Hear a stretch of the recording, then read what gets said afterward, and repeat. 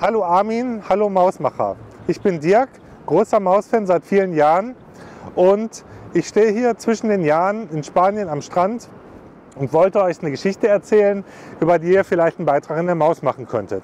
Und zwar bin ich vor ungefähr 10 Jahren in Afrika gewesen, in Kenia genauer gesagt. Und da gibt es einen Strand, den kenne ich schon, seit ich selber klein war. Da war ich noch in der Schule.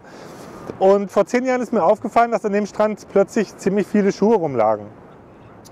Und ich habe ein paar Leute gefragt, die dort gewohnt und gearbeitet haben, ob die mir helfen würden, mal mit ein paar Müllsäcken an dem Strand lang zu gehen und auf 1 Kilometer Länge die Schuhe zu sammeln.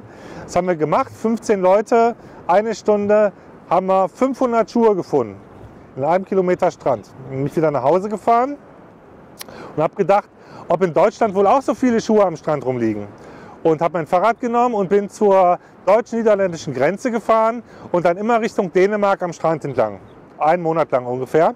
Und habe geguckt, was ich dort gefunden habe. Da waren Giftfässer und Fischernetze, aller möglicher Kram. Am auffallendsten waren so Richtung Dänemark plötzlich immer mehr orangefarbene Handschuhe. Habe ich alle eingesammelt, mit nach Hause genommen, Fotos gemacht. Jetzt diesen Sommer bin ich mit meiner Freundin Irmingard nach Belgien gefahren und wir sind von der niederländisch-belgischen Grenze aus immer am Strand entlang gelaufen bis nach Frankreich und haben geguckt, was da am Strand rumliegt.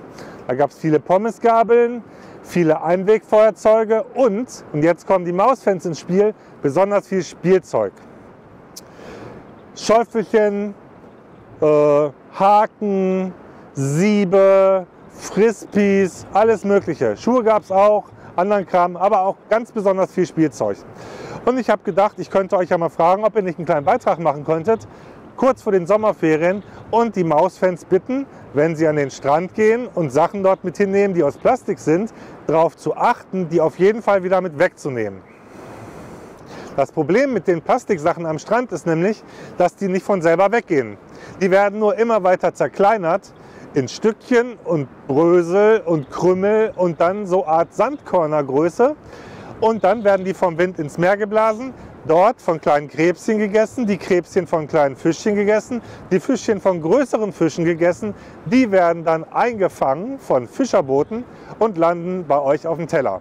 Was nicht toll ist. Abgesehen davon, die ganzen Vögel, die am Strand leben, essen das Plastik natürlich auch und sterben daran. Ich fände es super, wenn die Sendung mit der Maus einen Beitrag bringen würde, kurz vor den Sommerferien, in dem die Mausfans aufgefordert werden, ihr Plastik vom Strand wieder mit wegzunehmen und das, was sie von anderen Leuten finden, auch ordentlich zu entsorgen, wenn es geht.